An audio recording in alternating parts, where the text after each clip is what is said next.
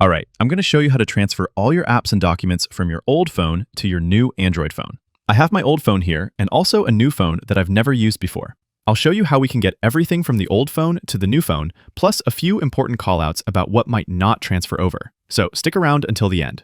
Overall, this is a pretty standard process and looks similar on all the phones. Doesn't matter what type of Android phone you have. Before we get to the data transfer, your phone will walk you through the basic setup steps like connecting to a Wi-Fi, adding your SIM card, things like that. I'm not going to dive too deep into these right now, so follow the prompts and set up the phone the way you prefer it.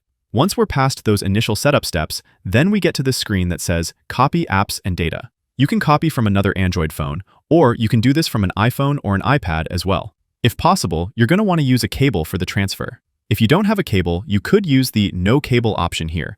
It'll do the transfer wirelessly, and it'll just be slower. But a cable is always better, faster, and more stable. Once the cable is connected, go ahead and unlock the old phone and approve the data transfer if it shows up on the screen like this. The new phone is asking for a password for my Google account, so I'll type that and we can move on. Now we have two options, Express or Customize, and there's an important difference here. The Express option is faster, because instead of pulling every single gigabyte of data directly from your old phone via a cable or Wi-Fi, the Express method assumes your old phone has already been backing up to your Google account. It only copies local files that are not already sitting in your Google Cloud, like downloaded device-stored files, system settings, call logs, etc.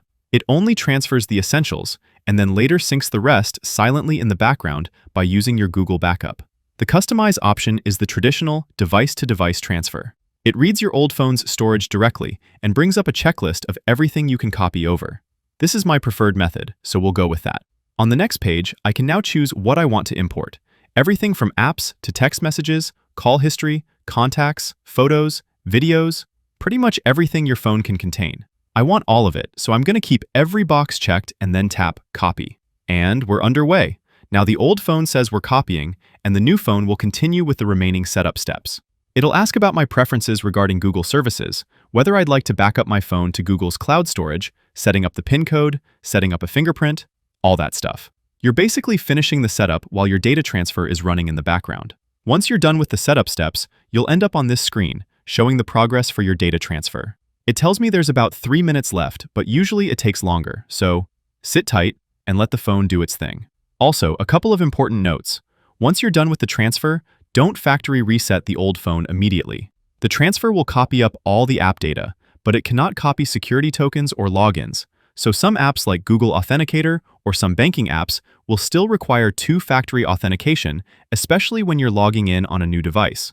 And those login codes are sometimes going to be sent to your old phone before the new one is logged in and recognized as a trusted device. So don't format and wipe the old phone clean until you've made sure you can access and log in to all the important apps and accounts on the new phone. Finally, the transfer is done, and that was definitely not 3 minutes. That was more like 10 minutes. But I'm using a charging cable that came with the phone, and this might not have the fastest data transfer speeds. We get a little overview what was copied, and after that, the phone will walk me through a few more setup steps. Data transfer is complete though, so complete the remaining steps by following the instructions, and then you're done. Once you get to your home screen, your apps will download in the background. And that's how you copy everything from an old phone to a new one.